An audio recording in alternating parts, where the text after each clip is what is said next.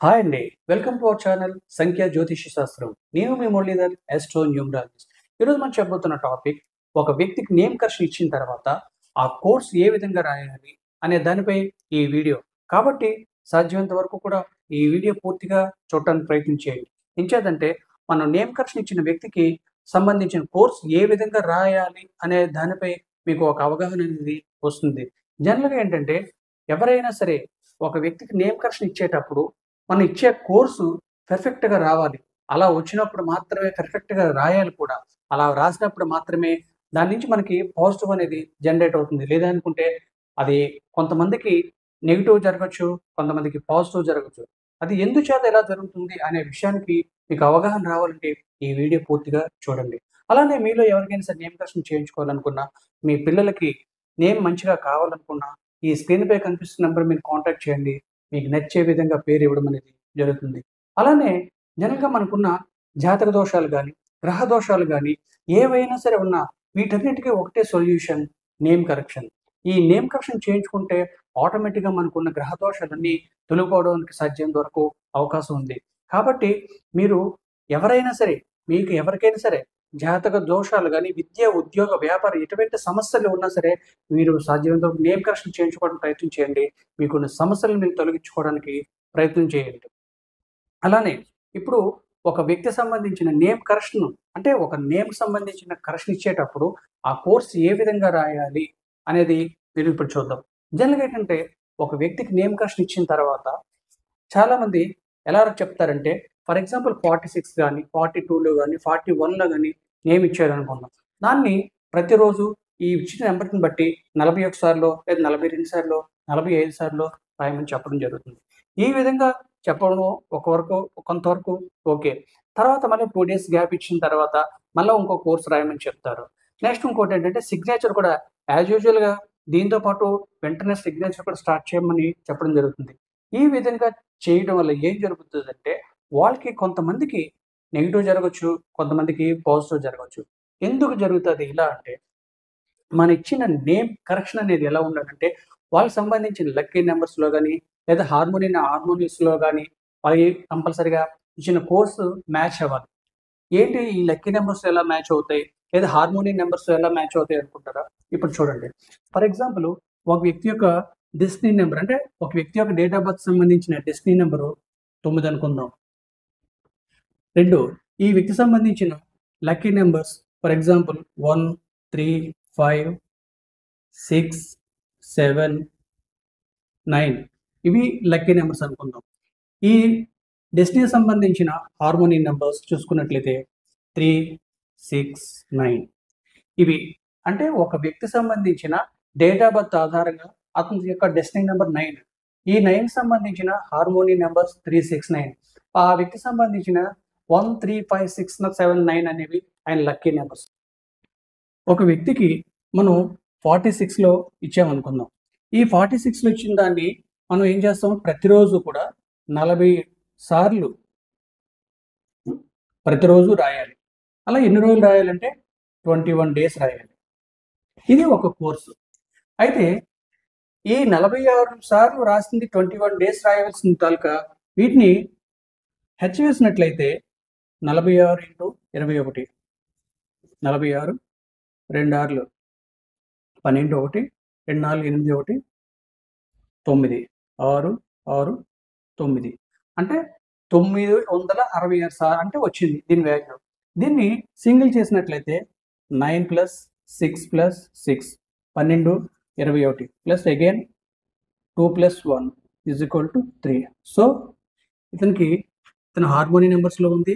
Lucky నంబర్స్‌లో ఉంది. Next ఏంటి చేయాలంటే ఇప్పుడు ఈ 966ని ఫర్ ఎగ్జాంపుల్ 5 డేస్‌లో కోర్స్ రాయమని చెప్పామనుకోండి.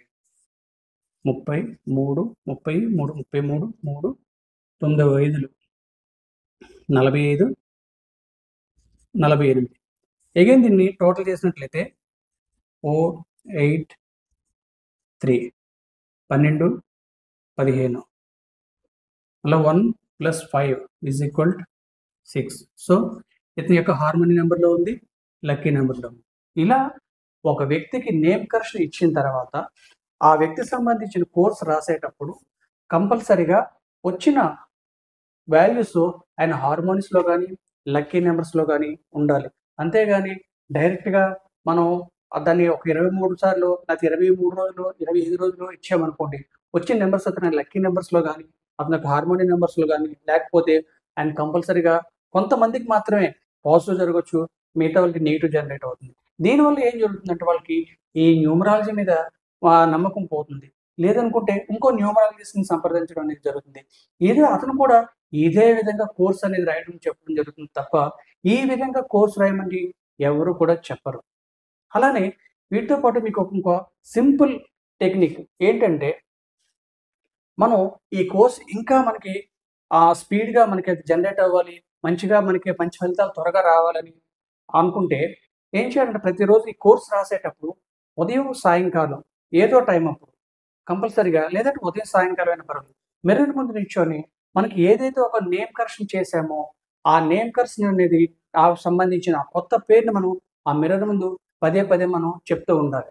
ఈ విధంగా మనం చెప్పడం వల్ల ఏమవుతుందంటే, మనం కొత్త పేరు మన తాలూకా సబ్‌కాన్షియస్ మైండ్ ఏంటవుతుంది తీసుకొని, ఓహ్! ఇది ఒక కొత్త పేరు అని మన మైండ్‌కి పంపించడం జరుగుతుంది. అలాగనే మనం ఈ అద్దం ముందు మనం నిల్చొని చెప్పడం వల్ల ఏటవుతుందంటే, అద్దం నుంచి వచ్చే ఆ వేవ్స్, ఆ తరంగాలు మన బాడీలో జనరేట్ అవుతాయి. ఈ బాడీలో జనరేట్ అవ్వడం వల్ల సాధ్యమైనంత వరకు కూడా మనకి ఫలితాలనేది త్వరగా రావడానికి జరుగుతుంది. ఎంచేతంటే ఒకతను ఆల్రెడీ సార్ ఇది నేమ్ కోర్స్ రాసిన తర్వాత మనకి ఏ విధంగా మనకి ఎంత ఎంత ఎంత టైం పడుతుంది అని అడగడం జరిగింది. అయితే ఆయన చెప్పేదేంటంటే ఒకటే, మనం రాసే కోర్స్ గాని, మన నేమ్ కరెక్షన్ గాని ఏదైనా సరే ఒక న్యూమరాలజీ మనం సంప్రదించిన తర్వాత జనరల్‌గా ఏం చేయాలి, ఆ న్యూమరాలజీ ప్రకారం ఆయన చెప్పిన పద్ధతిని మనం ఫాలో అవ్వాలి. అలానే మనం చేస్తున్న ప్రతి పని కూడా ఒక మంచి lucky dates, lucky numbers, lucky colours ఏవైతే మనకి ఆ న్యూమరాలజిస్ట్ ఇస్తారో వాటిని మనం ఫాలో అవుతూ ఉండాలి. ఈ విధంగా ఫాలో అవుతూ మనకు సంబంధించిన కోర్స్ ఈ విధంగా మనం రాసినట్లయితే కంపల్సరీగా మనకి పాజిటివ్ అనేది త్వరగా జనరేట్ అవుతుంది. యాక్చువల్‌గా ముఖ్యంగా ఫైనల్‌గా ఏంటంటే, మనం ఈ కోర్స్‌ని ఏ విధంగా రాయాలి అని చూసుకున్నట్లయితే, ఫస్ట్ మనం ఈ విధంగా మనం డిసైడ్ చేసిన తర్వాత, ప్రతిరోజు కూడా బిఫోర్ అంటే సూర్యోదయం ముందు రాయాలి. ఇచ్చిన పేరుని ఫర్ ఎగ్జాంపుల్ మన క్యాపిటల్ లెటర్స్‌లోని మాత్రం రాయాలి. క్యాపిటల్ లెటర్స్ అంటే మీకు తెలుసు కదా! ఫర్ ఎగ్జాంపుల్ రవికుమార్ ఉందనుకోండి. RAVIKUMAR ఇలా రవికుమార్ అనే పేరుని క్యాపిటల్ లెటర్స్‌లో మాత్రమే రాయాలి. సెకండ్ వన్ ఏంటంటే, ముందుగా మనకిచ్చిన ఫర్ ఎగ్జాంపుల్ 46 టైమ్స్ మనం చెప్పామనుకోండి.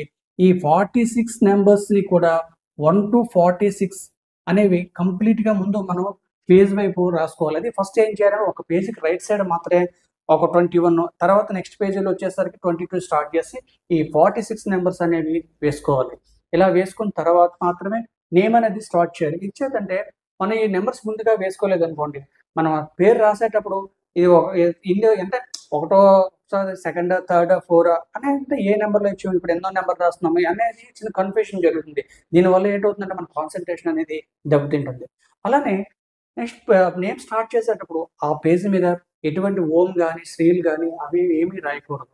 కేవలం మనం ఏదైతే మనం రాయాలనుకుంటున్నామో అది ఒక్కటి మాత్రమే మనం కోర్స్ అనేది రాయాలి. నెక్స్ట్ ఇంకోటేంటంటే ఈ సిగ్నేచర్ కూడా వెంటనే మనం రాయకూడదు. ఒక కోర్స్ కంప్లీట్ అయిన తర్వాత అప్పుడు సెకండ్ కోర్స్ నుంచి అంటే 46లో మనం నంబర్ ఇచ్చామనుకోండి. ఈ 46ని 21 డేస్ అయిన తర్వాత 2 డేస్ గ్యాప్ ఇచ్చిన తర్వాత నెక్స్ట్ కోర్స్ మనం ఎప్పుడైతే మనం స్టార్ట్ చేస్తున్నామో అదే కోర్స్‌ని మనం ఏం చేయాలంటే దాంతో పాటు అప్పుడు సిగ్నేచర్ అనేది సేమ్ మన నేమ్ ఏ నంబర్‌లో ఇచ్చామో సిగ్నేచర్ అనేది కూడా అన్నే సార్లు, అన్నే రోజులు అవి కూడా రాయడం చేయాలి. ఆ సిగ్నేచర్ కూడా రాసేటప్పుడు కూడా కొంచెం మనకెలా ఉండాలంటే ఫర్ ఎగ్జాంపుల్ ఇది ఇట్లా కొంచెం 45 డిగ్రీస్‌లో అవి నేమ్ అనేది సిగ్నేచర్ అనేది రాయాలి. అలానే ఇంకో ముఖ్య విషయం ఏంటంటే సాధ్యమైనంత వరకు కూడా ఆ కోర్స్ కంప్లీట్ చేయాలి. అంటే ఒక 21 డేస్ ఇచ్చామంటే 21 డేస్ అనేది ఫినిష్ చేయాలి.